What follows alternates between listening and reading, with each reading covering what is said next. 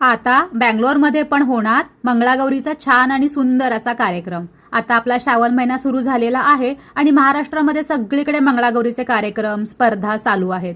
तर तसंच आपण बँगलोरमध्ये सुद्धा मंगळागौरीचा कार्यक्रम करणार आहोत ह्या शनिवारी 22 तारखेला संध्याकाळी 5 वाजल्यापासून सर्जापूर रोड बँगलोर येथे। तर मला खूप साऱ्या ताई सांगत होत्या की आपण सगळ्याजणी एकत्र भेटूयात आणि छान आपले मराठीचे कार्यक्रम करूयात।